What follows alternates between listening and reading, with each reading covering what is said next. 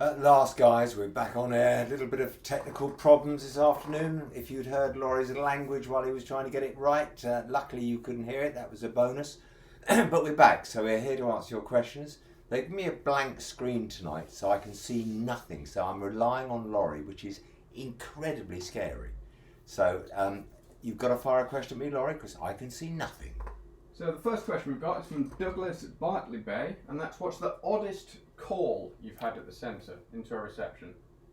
And I'm thinking magpie, if you can remember that. I have absolutely no idea. Laurie's telling me magpie, which is ringing no bells at the moment. Is it the one down the chimney? No, this is the toucan. Oh, the toucan. Yeah, I wasn't part of that one. Yeah, we had a call from a gentleman who had found a toucan on Headley Common, and he was really worried because he didn't think it was supposed to be there, and he was on the phone and he was going on and on. We actually recorded the conversation, and about 20 minutes into his diatribe, he said, "Oh, hang on, guys. Yes, I think it's a magpie with a crisp packet in its mouth. I'm terribly sorry."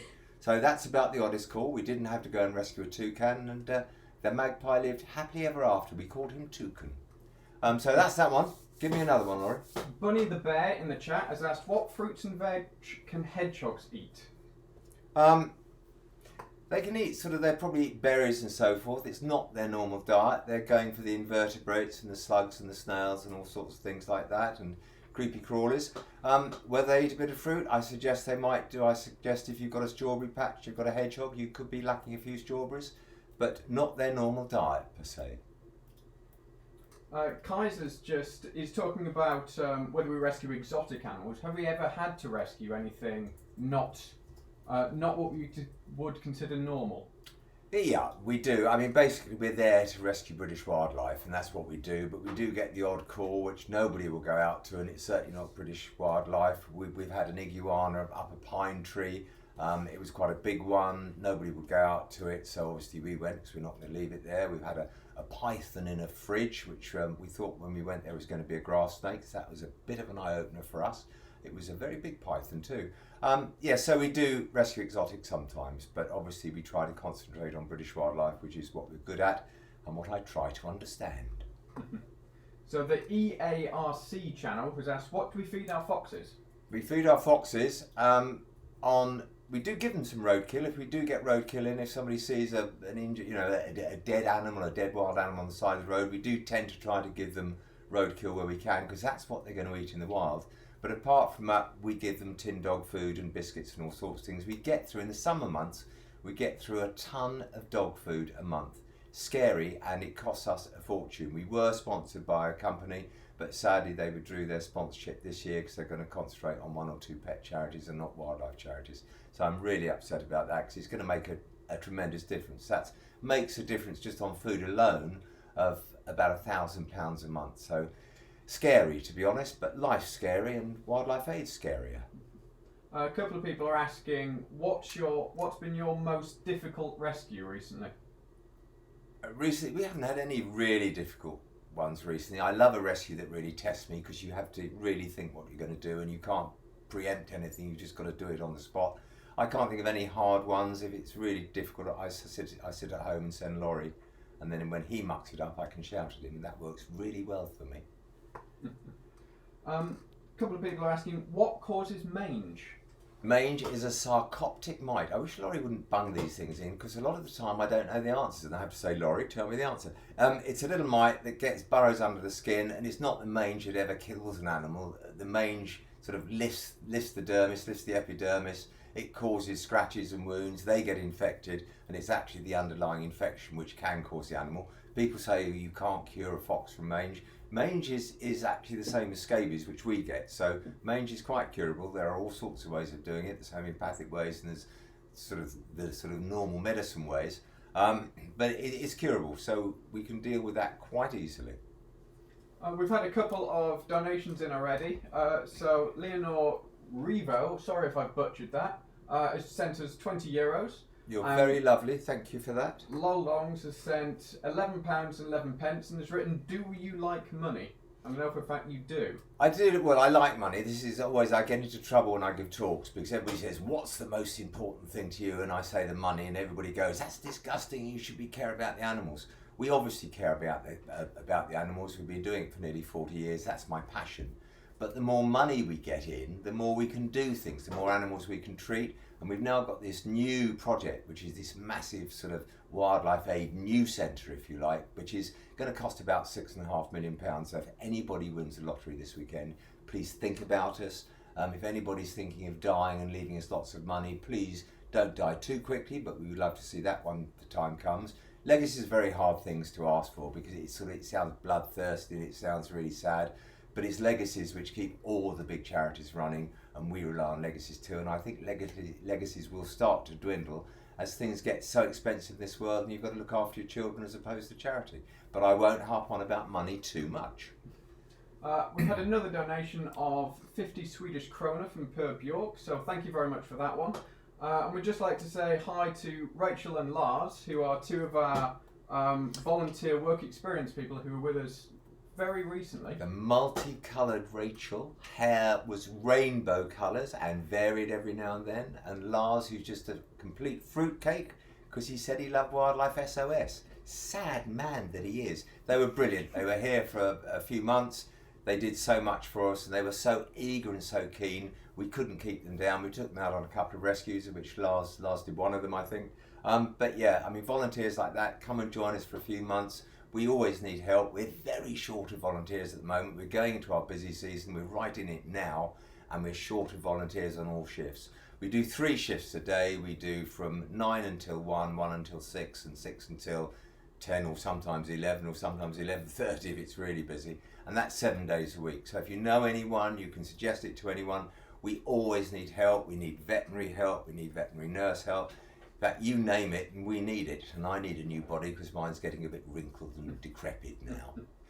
Darren has just said he's filling in his application tonight to volunteer with us. So thank you very much, and hope to see you very soon. Excellent. If you win the lottery as well, that'll be a double whammy.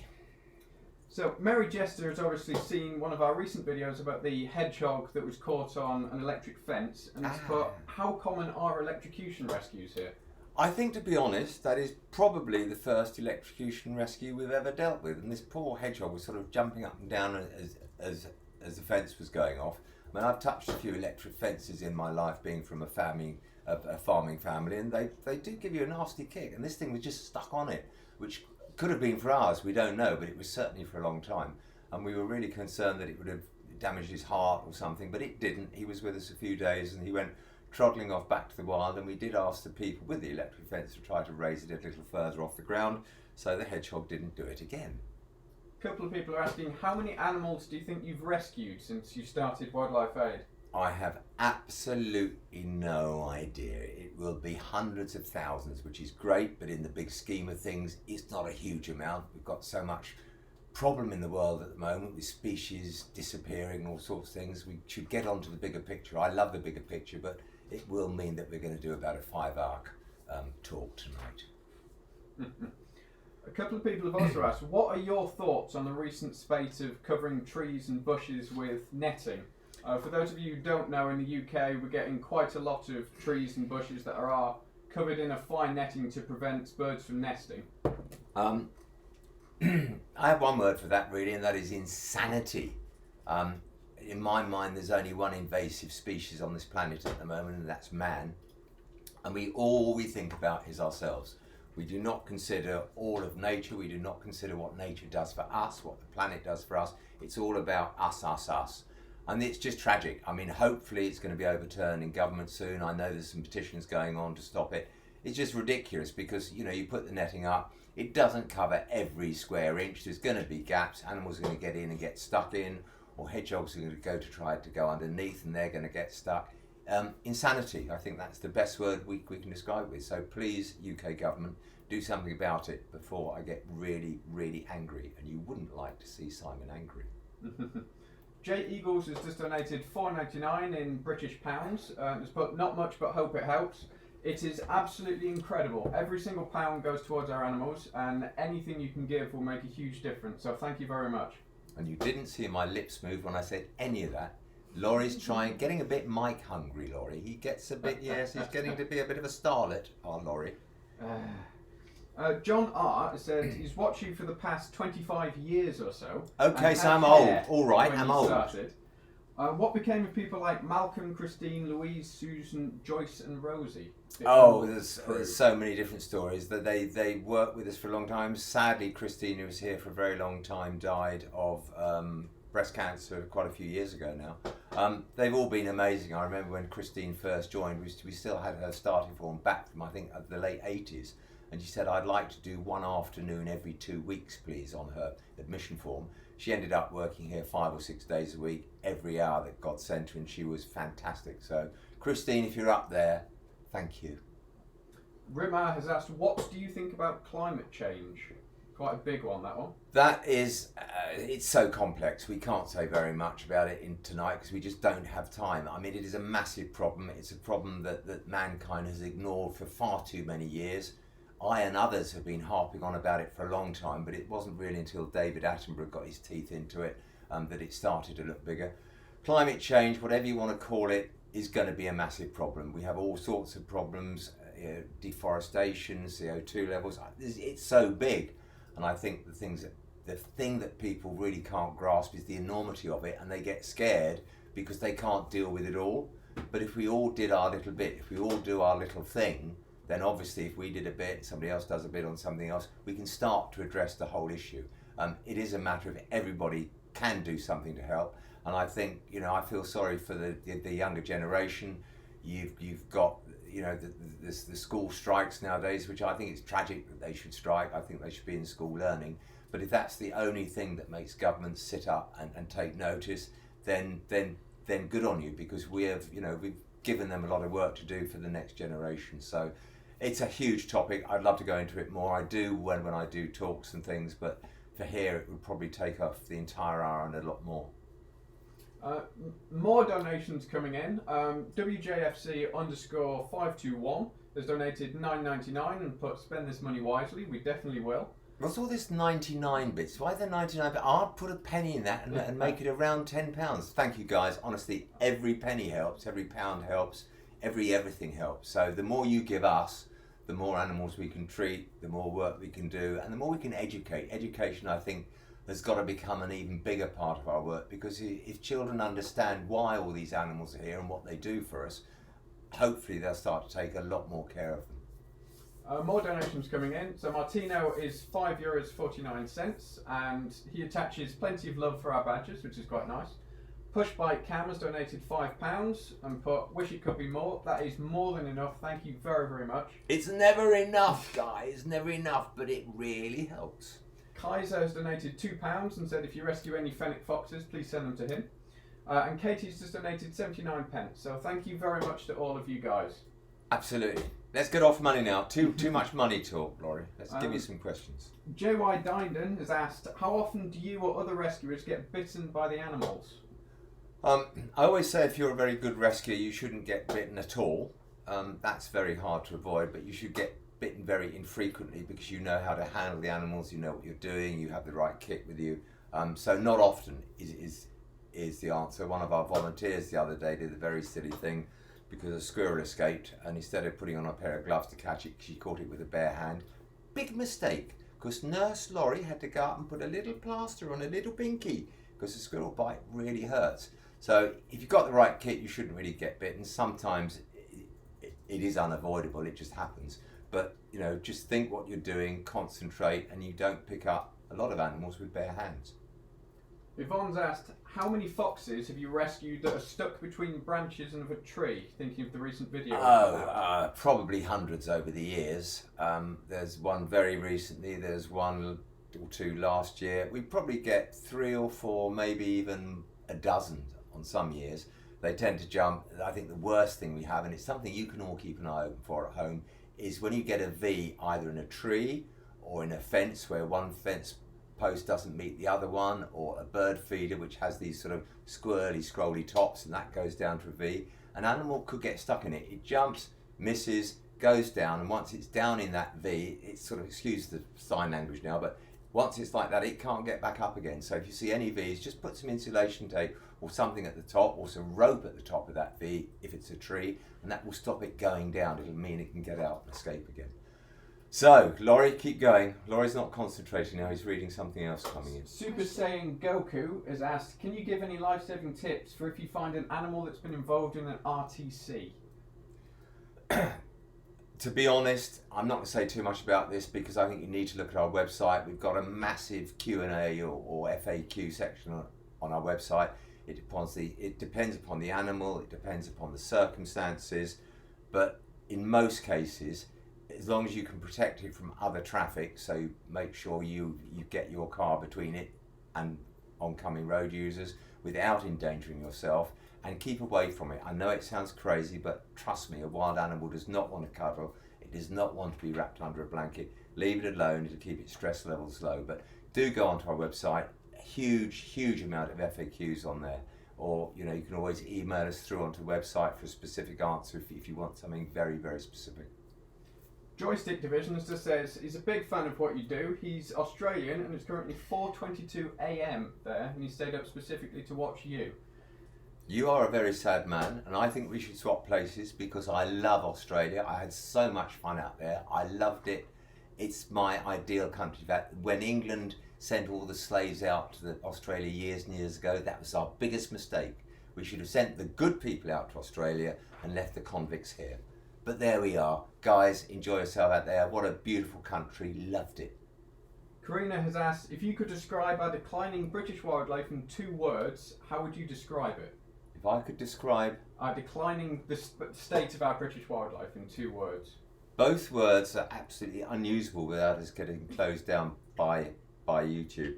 It's tragic. I mean, it needs one word. Tragic. Disastrous. There's a lot of words.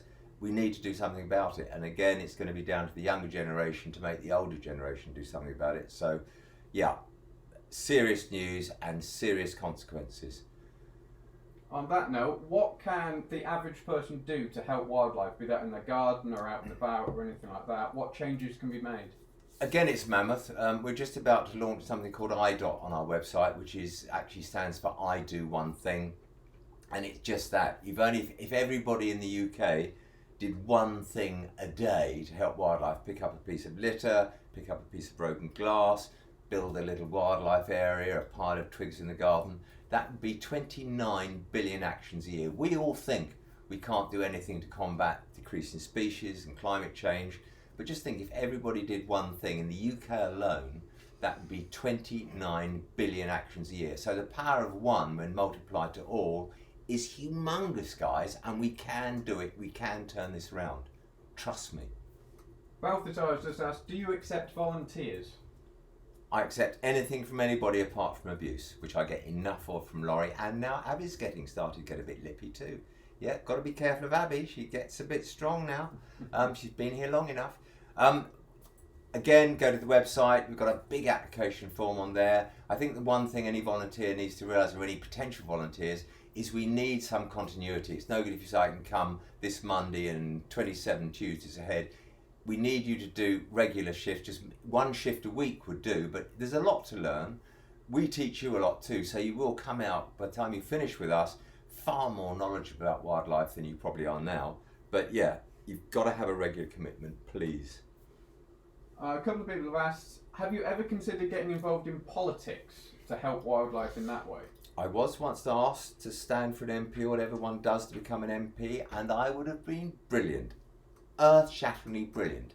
It would have lasted for 3 minutes until I either thumped somebody or told them some bad language and to go the other way. I wouldn't have the patience for it. I admire people who do it because you've got to keep very calm, level-headed.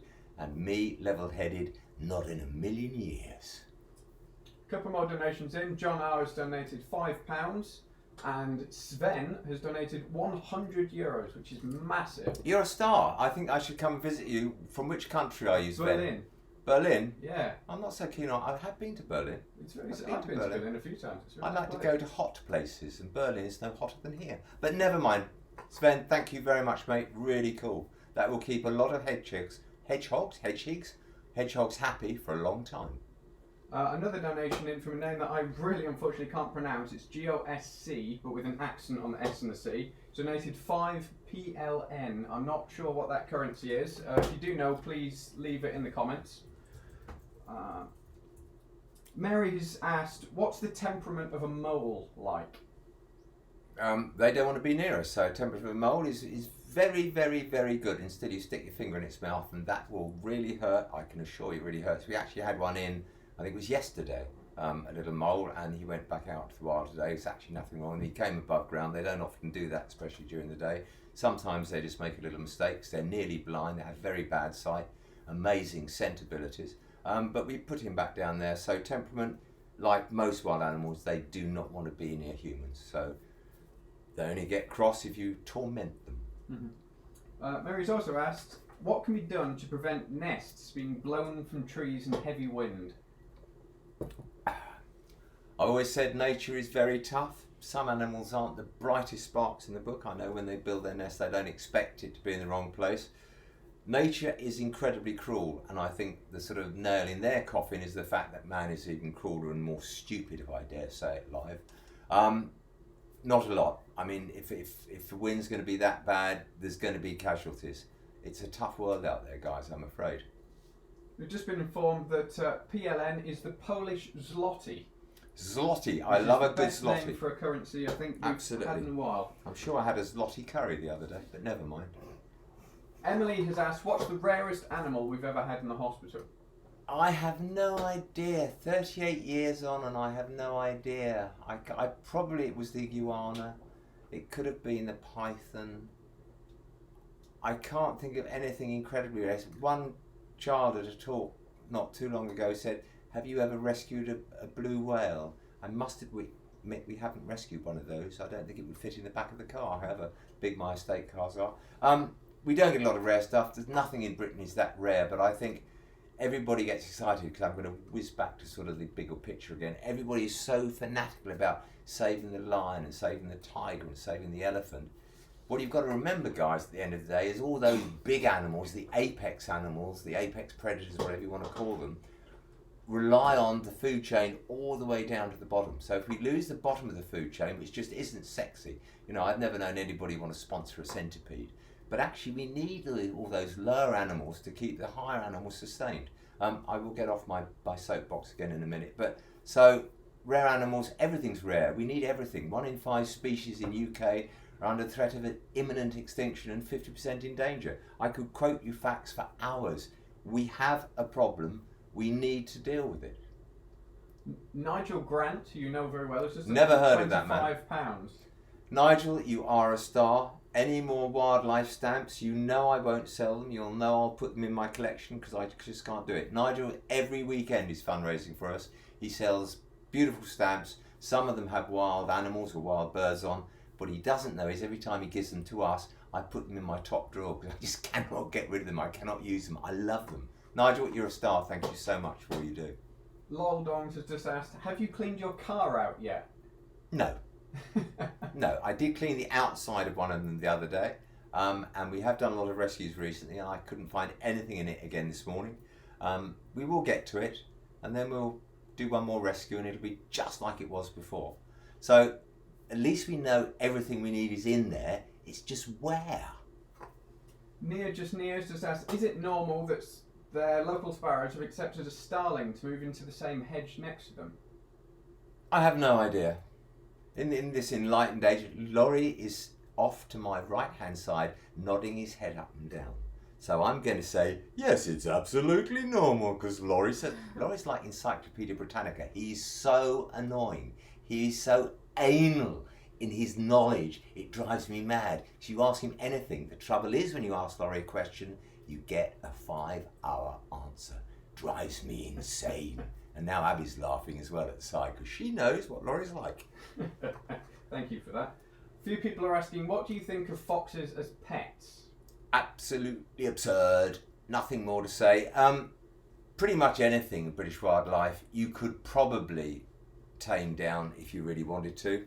But the danger you have with any of these animals is they are inherently wild. And it'll only take one thing, maybe next week, next month, next year, for it to suddenly turn, see somebody it doesn't like, and they could do a lot of damage.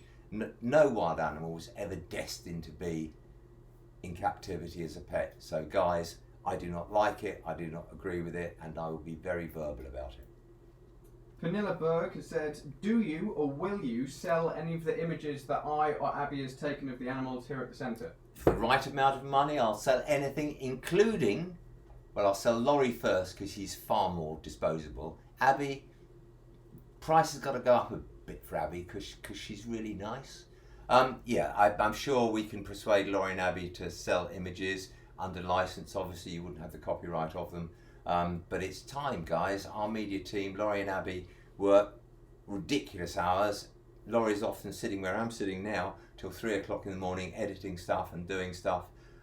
So we have so little time. So much to do, so little time to do it in.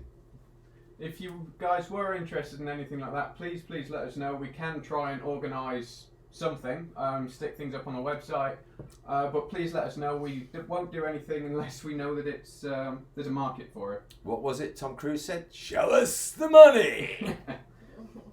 Jason Mayer has asked, how large is a badger set and how many badgers can live in one?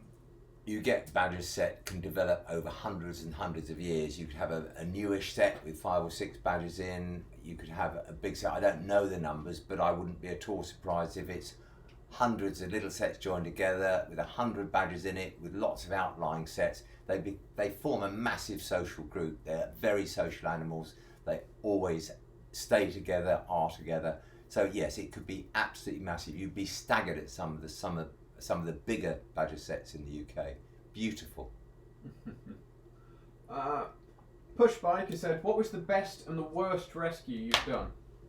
Don't know. No idea. Boring question. We had so many of these questions. We've got to get on to interesting things, guys.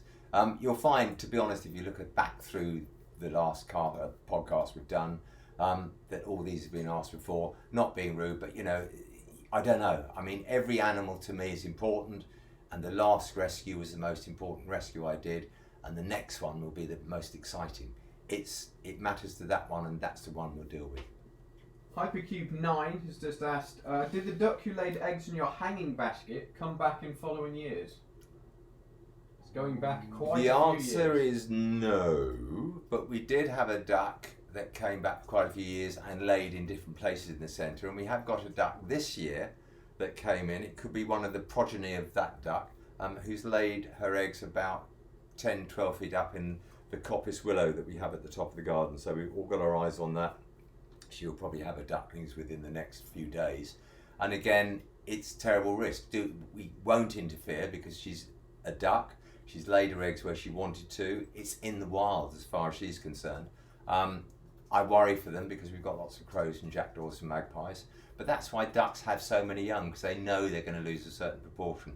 Heart-wrenching to us, but we put human thought into it. They just get on and do what they do, stoically and brilliantly as far as I'm concerned. So keep your eyes open for some news on Twitter that the duck has laid her eggs, and we'll have ducklings running all around the centre.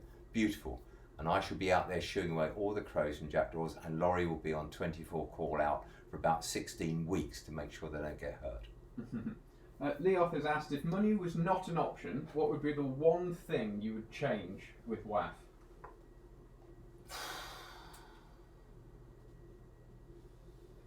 I'd just like to make it bigger. If money is not an option or no problem, will we say? No problem. If money was no problem, I'd just make it bigger. I mean, this is why we've built this or designed this new centre, because I think 50% of our time has got to be spent on curing the animals, and then the other bit of time has got to be spent on education to the public, but also education to vets and vet nurses and people who are interested. So again, we can get people more aware of what's going on, more excited about it, and realise the importance of wildlife. So the more money I get, guys, the more I will do. I promise not to take it all and run off to Barbados. I'd love to do that, and I'd probably get bored stupid after a week, so I'd be back again. But yes, so money was no problem. I just do what we do, bigger and better. Mary has asked, can ducklings stay on the water for a long period, or do they need to come off to dry out? Ducklings are not thermoregulating when they're very young, and they're not thermoregulating for quite a few weeks. So they go on the water, they come off, they sit under mum. That warms them up. Mum also preens them, and she uses the oil from her gland to go over their feathers. We've got some ducklings that are probably about 2 weeks old now from memory from a rescue we did, and they can stay on the water for longer periods of time as they get older. but they're still not totally able to stay on all the time. So it takes quite a long time before any water bird can stay on the water for all the time. Had a couple more donations in. So Moody's It has donated £2 and has put, absolutely love the work you do. Thank you. And Leonore Revo has sent much love with €20. So thank you very much to both of you. €20 and the love, greatly appreciated. Thank you very much indeed. Next question. Have you ever seen a mallard adopt ducklings that weren't hers?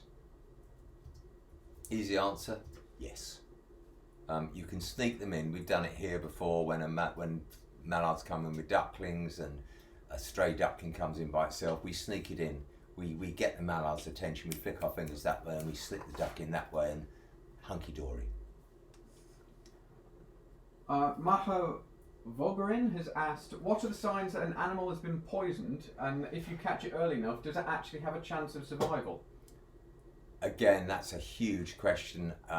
It depends what the poison is. It depends if we can find the poison. Even if you send samples off to labs, they don't even always know what poison it is. Depends the severity of the poison, the amount it's eaten. Big unknowns there. Sometimes we can get animals to be poisoned through, sometimes we can't. A couple of people asked, what's the state of wildlife in Britain at the moment, specifically about hedgehogs? We've been here before, we'll do it very quickly again. I mean, the state of wildlife in Britain is in trouble. We're one of the most nature depleted countries in the world, which is staggeringly awful considering the habitat we've got. The habitat shrinking, more roads, more houses, sadly far too many people. And hedgehogs in particular have suffered because of that. They suffered because of roads, because of the loss of hedgerows, because of poisoning, because of cars. So we've got a population of 30 million in the 1950s, down to a population of about 1 million now, just under 1 million. 96% decline. Do I really need to say more? And it's happened to hedgehogs. It's going to happen to the other creatures as well, and then we're going to be in big trouble. Got a few questions about open day. So when is it? And Louisa just asked, do you give tours of the centre, which ties in quite nicely? Whichever day it is, I'm going to be out this year. I've done open days for too many years, and an old man like me, cynical, obnoxious, egotistical, awkward, different. Laurie's shaking his head to all of those questions, nodding his head to all those questions. Open day is the 7th of July. It's going to be a beautiful day. Please God it is. We do tours of the centre. I think you can even start to book them either now or very soon. That you can do on the website. We'll all be there. We'll all be smiling. I will have a piece of sellotape to keep my mouth in smile position because it's a long day for us, and obviously we've got days before to prepare it, days before afterwards to take it down. I say the royal we. I sit there with my Bacardi and Coke, telling everybody what to do, and they do all the work. It's a massive amount of work. Our volunteers work so hard. On top of it being our busiest time of year when they're doing the animals, they come in and help with that as well. I mean, our volunteers are priceless for so many different reasons. They're brilliant, and we will do open day. We will be there. Come and see us. Spend all your money, and we'll love you even more. Gordon's just asked, have you ever met David Attenborough? No. Tried to, wanted to, would love to. No. It's very hard to meet some of these people. We've never been in the same place at the same time. I guess it's part of the problem. So he probably doesn't even know I exist. That's very sad. But there again, those people who do know I exist regret it. A few people are asking, how do you stop cats catching birds or other animals? Cats, I mean, they're domestic. There's a lot of them. They kill over 55 million birds a year, and I think in total they kill over 250 million animals. That's mammals and birds together. Disastrous, really. Every one we lose is going to be a problem. Cats are with us and with us to stay. You could try putting bells around them. There's not much else you can do, to be honest. Cats do what cats do. They're, from the past, they're a wild animal. They take their prey. They can't go to Tesco's and buy it, sadly. So they do what a wild animal does, and that's get food. A couple of people have asked, what's the typical day in the life of a WAF volunteer? Dead easy. There is no typical day in this place at all, ever. For me, for Laurie, for Abby, for the volunteers, you come in the door and you hit everything running because you never know what's coming through the door next. it is exciting. Orphan season, which normally starts in about April, May, and builds up to crescendo in June and then tails off towards October, just came in this year, end of April, just went straight into orphan season, massive. We haven't stopped since. I mean, I was here the other night just looking at the cameras and the volunteers were still here at midnight. I mean, it's insane, so much to do. So again, we need more volunteers. Typical day, forget it, there's not one. Karina said, how can you fox-proof a football net? Only way to fox-proof a football net is to actually take it off when you're not using it. Or at least, if you can't take it right off, lift it about 2 or 3 feet off the ground, because that'll stop foxes, hedgehogs, all sorts of animals getting stuck in it. We even had 2 large fallow deer stuck in a shot put net a few years ago, and of course that was about 4 foot off the ground, they still went through it. So just do all you can. You know, if you can lift it up onto a table or take the net off, that will help. We will get hundreds of animals entrapped in not only wire nets, but plastic nets, vegetable nets, fruit nets, chicken net, football nets, tennis nets, the lot. It happens every year. Sadly, it doesn't change. A couple of people are asking, if an animal can't be released, why do we put it down instead of take it to a sanctuary or anything like that? That's Quite always a heavy one. That's very hard for us, and I'm not going to dwell on it. I'm happy to dwell on it on a private phone call, anybody wants to, but you've got to look at it this way. We believe, as a centre, as Wildlife Aid, that a wild animal should be in the wild. I don't believe they should be in captivity. It's like putting you in a telephone box for the rest of your life, and that's where you have to live out the rest of your natural life. I don't think it's right. And on top of which, what you've got to think about it is that if we kept all the animals that couldn't be released back to the wild, within less than a year, we'd be full up and could never take another wild animal again. It's an ethos question. I think we've got probably one of the strictest ethoses of any wildlife hospital in the UK. And it's tough, but nature's tough. All we're trying to do is to address the balance between man and nature. And, you know, would I like to keep them all in captivity? Yes, if I could, I'd love to. It can't happen. It's completely impossible to do it, and I think it would be cruel for the animals as well. So, not trying to glance off that one and throw it aside. It's a big, big issue, but our ethos is such, and that's the ethos we live by. Rebecca has asked, how was it to work with Noel Fitzpatrick? And on the same guise, we've had a few people asking, are we going to work with Noel again? Professor Fitzpatrick, I lift my glass to you, Noel. I lift my glass to you, you mad veterinary surgeon. He's a nutcase, rather like me. I could go into his whole story for hours. It would probably get me sued, him sued, everybody sued. He's a great thinker, a great believer, and he's got a big heart. Yeah, we work with Noel quite a lot, as and when we need to. He's very, very good to us, and helps us out when the situation pops up. So we probably will work with him in the future. We probably will, but we work with a lot of other vets. We shouldn't give it all to Noel. I mean, to be honest, all vets are important to us, the specialist vets particularly.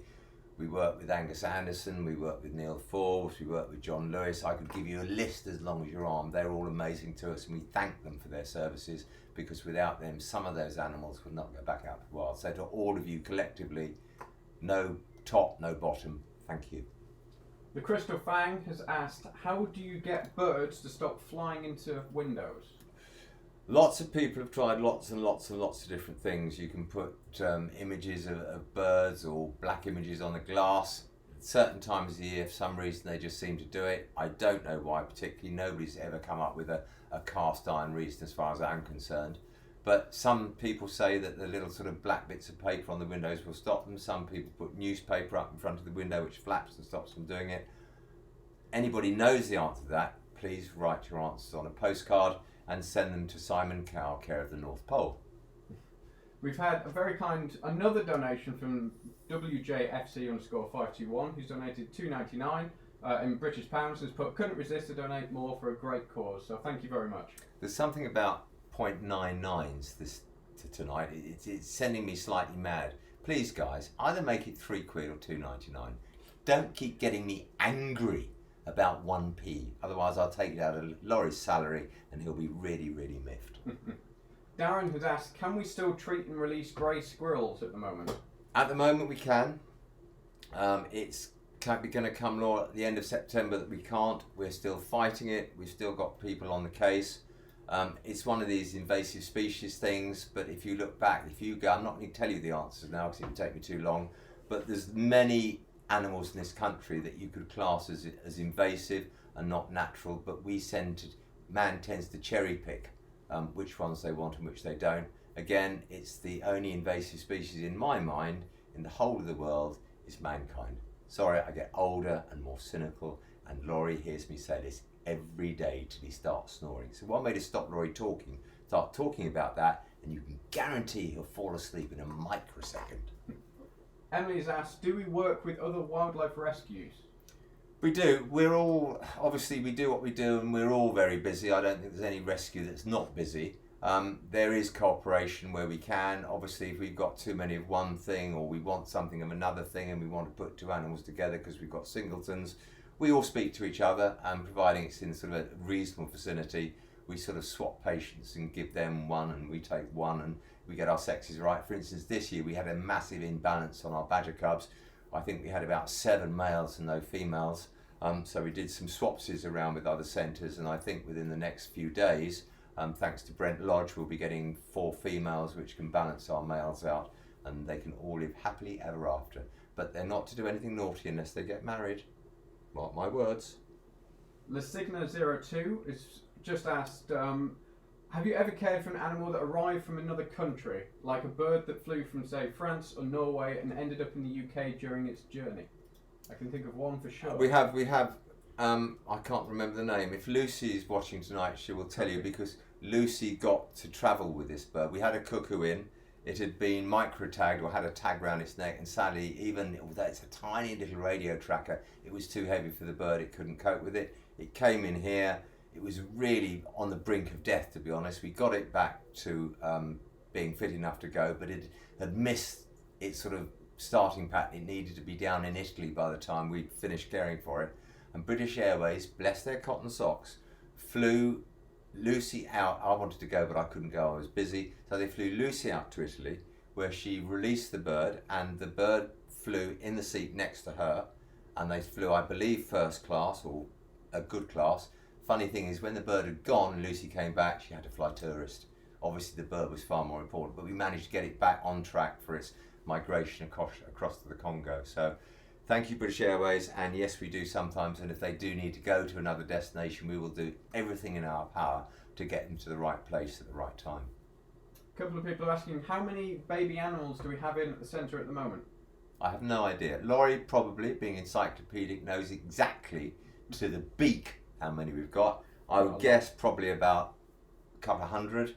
Yeah, we've got coming up to 60 ducklings, 15 badgers, nearly 30 foxes or something. When he starts, you can't stop him. A lot. He's going now. He'll be on for hours. I'll have a sleep. Off we go. Next question, Mr. Brady. I have to work with this man. Please help. Pixie Jane has asked, have you ever rescued a polecat? Yes, many times. Well, not polecat cross ferret. I've never rescued a pure polecat because we're not in the right part of the country for it.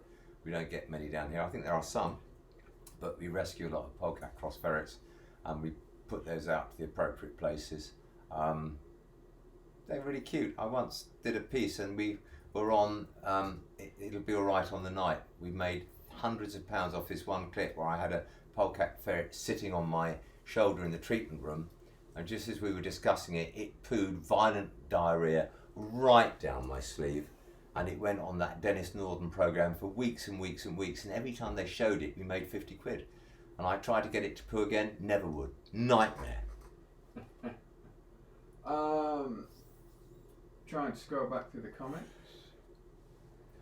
Abby, you've been very quiet tonight. Anything from you over there? You're sitting... I've got the whole team here looking at their computer screens. Well, I'm just staring at a tiny little camera on the top of my computer screen with no picture, so I'm sort of talking to a lens.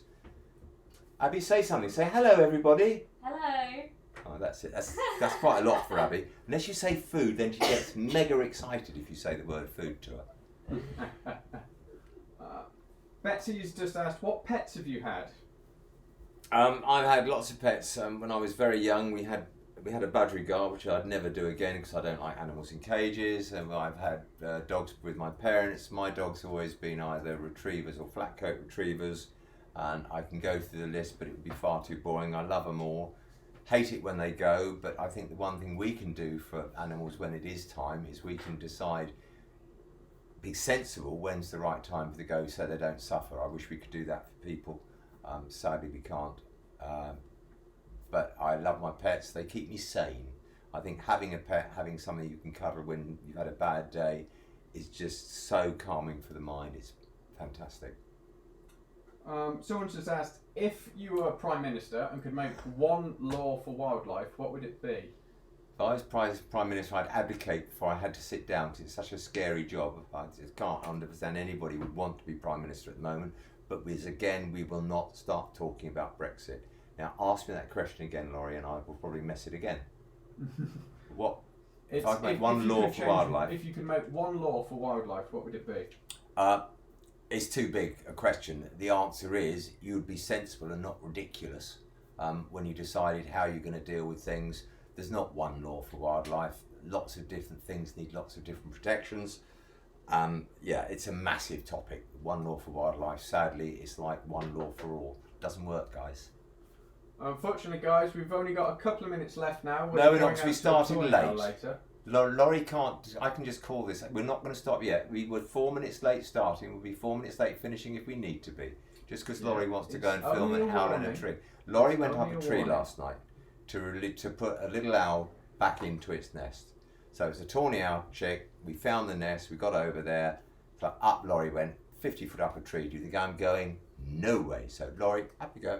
And he got there, and the most amazing thing happened. He was in the middle of getting this owl back in the nest, and the parent came in and absolutely clouted him on the back of the head. Obviously very fed up that Laurie was there. You'll be able to see it on YouTube, I think, quite shortly. But we're going back there tonight with infrared cameras so we don't disturb them. I just love to see Mum coming in, feeding the young. So baby's back in the nest. Everybody's happy. Hopefully it won't clonk Laurie on the head again. But if we can get some footage of Mum feeding the babies, I'd be absolutely chuffed to pieces. It'd be very dark. Laurie and me in a dark wood together. Pretty scary. Someone's asked Simon, if anyone was to make a film on you, who would play you? Me! There's only one me! You couldn't get the other Simon Cowell playing me. He's far too wealthy. Laurie would try. Laurie would do his best to play me, but never. I'd veto it from the start. I'd rather Abby play me than Laurie. I don't know. What a weird question. Who wants to make a film about me? You can read my book, autobiography. Very funny. Makes us money. Written or co-written with me. I know he wrote it really. I just talked a lot. Nick Harding, who wrote my autobiography. So it's really a biography, not an autobiography. Brilliant. Read it. Get it in time for Christmas. Owl with the Golden Heart. You can buy that as well, which is a book I wrote for children, which is the real me. If you want to get inside my soul, read Owl with the Golden Heart. You'll see how my brain thinks. Thinks like a 7-year-old, acts like a 7-year-old, will always be 7, apart from when I look at my body and it's 127. Very upsetting. Just had a very kind £20 donation from Myra, who is one of our volunteers. Not Myra Kinghorn. Yes. Oh, heavens above. Myra, love you. Bye-bye. See you soon. Lisa has asked, quite an open-ended question. How do you catch a bird? How would you go about catching a bird on a rescue? Again, big question. It really depends upon the circumstances. There's probably 100 different ways you catch the bird, and you look to see what would be the least painful for the bird, the least dangerous for the bird, the safest way to catch it.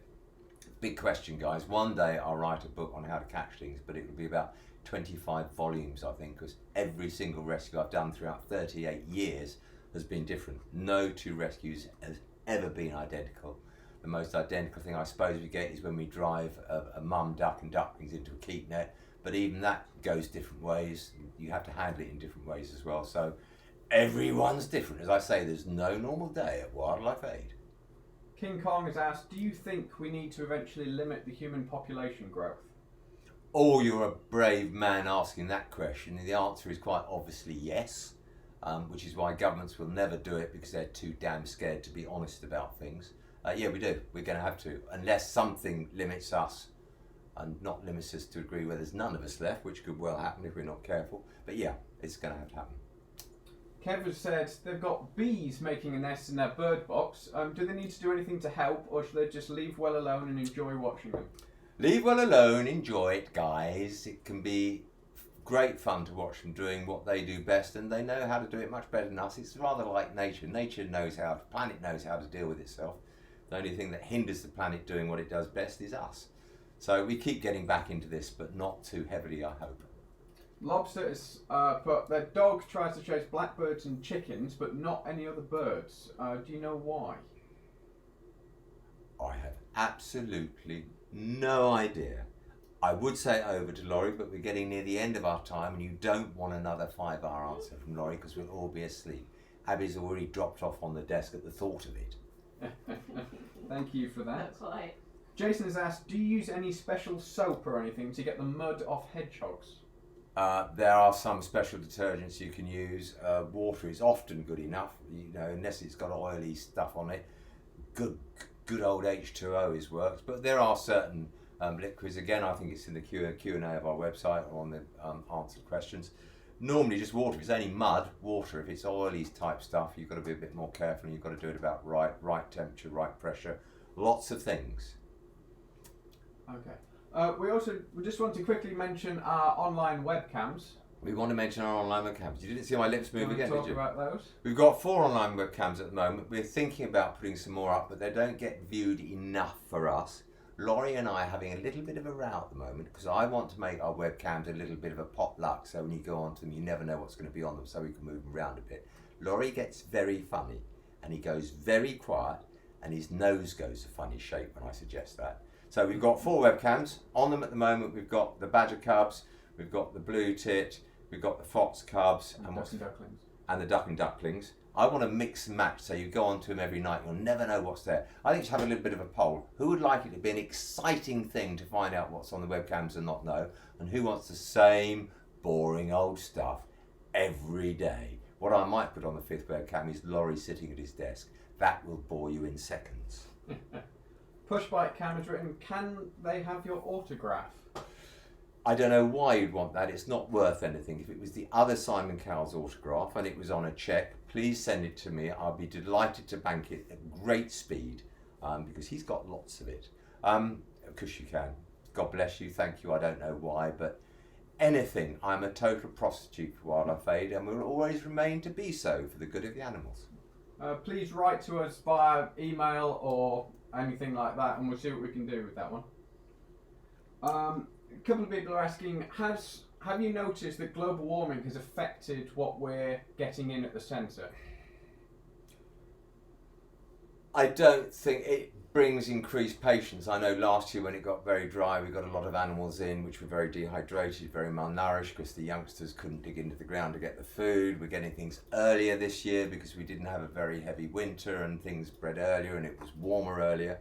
But I've noticed the river, where we bought this new piece of land, the river usually this time of year floods a couple of times before much longer, or has already done so.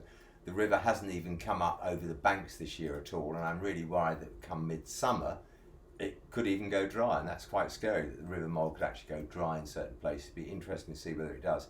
Great lack of water. The ground's already cracking. I went around the field the other day and there's cracks in the ground, which just shows how dry it's getting. And water, as they say, they're always already saying that water is going to be a big problem. Our drinking water is going to be a big problem within not too many years forward. This is why I always say, never drink water, always drink Bacardi and Coke. Super Saiyan Goku has said, what grades do they need to enter a veterinary science degree? What qualifications? I'm not quite sure. I think you've got to be quite clever, which is why I never managed to do a degree, because I was far too academically challenged to go and be a vet. I would guess it's probably 3 A levels and 5 or 6 O levels at least. And good on you, go and be vets. I'd love to have been a vet. I really regret that I wasn't. I think I would have been a great vet. How egotistical is that? But I would have loved it. I've got the passion for it. I'd love to have done it. But yeah, I'm not quite sure, but I would think probably at least 2 or 3 A levels and a bundle of O levels as well. Yeah, it's usually grades A or A star in chemistry, biology, maths, and potentially physics, depending on which course you do, I believe, at this point. But you'll have to check with your university. I got all my O levels and A levels grade X. I'm not sure what it means, but I got an X on all of them. So it's obviously I wasn't going to go to college or university or even prison. Darren has asked, do we sell any DVDs of the old Wildlife SOS series? Yeah, we do. We've got some left. We're getting less than we had because there's not so much demand for DVDs now, because a lot of these things are around online all over the place. But yes, there are some of the series. You can see me when I was young and better looking than I am today. I won't say good looking because Abby will just burst out laughing and that would make me cry. So we'll just leave it at that, guys. A few people have asked, are we related to the Wildlife SOS charity that's in India? No, we're not. We had the name first. I tell the Indian charity we had the name first. No, we're not. I've seen their work. Obviously, all wildlife charities do a great amount of great work. I'd love to go and visit them one day. We tried when we were doing SOS to go and film with them in India, but get filming licenses in India and going to some of the national parks was a nightmare beyond logistics of red tape, so we couldn't do it. But no, we're not related in any way, shape or form, although they get to deal with all the exciting animals and I get to deal with Laurie and Abby. For Pushbike, Karen just said you've got no contact details on the site. We should have a contact us form, which will go straight through to Alice. So if you can just fill in that one, Alice just left you a link there. That would be fantastic. We should have it on the site somewhere anyway. We've not got it on the site. We've got contact forms. We've got one on the site. Rebecca has asked, is Laurie on Google? I'm not entirely sure. I don't believe I'm on Google. I have Instagram and Twitter as well, but I never use them. So sorry about it. I ask my question a lot of time whether Laurie's actually on the same planet as us, and I've never been sure of the answer, to be honest. Not at all. Never been sure. Someone's asked as well, do you know if the 2 lions you released in Africa are still around? I don't. I like to think they are. I know. I remember it clearly. That was another great. All the trips we've done abroad, the majority have been amazing. 1 or 2 I was terrified of, but great trips. I've no idea. I mean, they went off and they were released. I like to think so, but I don't know what the lifespan of a lion is in this world. Probably not as nearly as long as it should be. Someone's asking, what are the dangers for urban foxes and how long are they expected to live? Every wild animal has a myriad of awful dangers, but you think a fox, much the same as a dog, could live to 10 or 12 years. In the rural environment, a fox is quite lucky to make 6 years. In the urban environment, I'm told the average is 18 months, and then the worst fact of all is that 70% of fox cubs don't make it to their first birthday. So mankind, problem. So we've now got 3 minutes left in this live stream, guys, so please make sure you get your questions in. We will be having another one if we don't answer yours in this one, but please try and get as many in as you can. And if I'm still alive and I haven't killed Dory, that's always a debatable question. A couple of people have asked, what do you think about the reintroduction of wolves in Scotland? I think, yes, it's a beautiful thought, and it is happening. It's like beavers and all the other animals with the lynx they're thinking about reintroducing as well. I think we're at such a state of despair in nature that we should just concentrate on what we've got and not try to reintroduce. You think when the wolves and the lynx were here in the first time, there weren't so many roads, there weren't so many cars, there were more hedgerows, so all the habitat that they were used to has gone, which I think would make the human-animal conflict 20 times worse. Yes, it's a great ideal, but I think we've got more important things to deal with now rather than playing around trying to reintroduce things because we'd like them back. We got rid of them, but now we've changed our minds, which is one of man's usual prerogatives. So yeah, I think let's concentrate on the problems at hand and not be too wistful in our thoughts. A couple of people are asking, are we still in contact with Sarah? We have answered that one in the past, but... I haven't spoken to her for a while. We speak on LinkedIn very rarely. I haven't spoken to her for a while, to be honest. Trouble is, I never escape from this place. Everybody thinks, that we get out and all over the place to meet people. This is like, it's a nice prison, don't get me wrong, but we very seldom escape from this place. It is 24/7, and we really, really mean it. So, not in touch as much as I should be. If anybody wants to see me, I'll probably be here. And on that note, unfortunately, guys, it's time to end. So thank you very, very much for tuning in once again. And our next one is going to be on June the 12th at 7 o'clock. If anyone does have a question about the time, whether we should be earlier or later, please let us know. We do take all these comments on board. But thank you very much. If you didn't get your question answered, please just write it again or write it on the announcement video for the next one, and we'll hope to see you very soon. So it's goodbye from me, and goodbye from him, and goodbye from her. Bye. Thanks, guys. See you soon.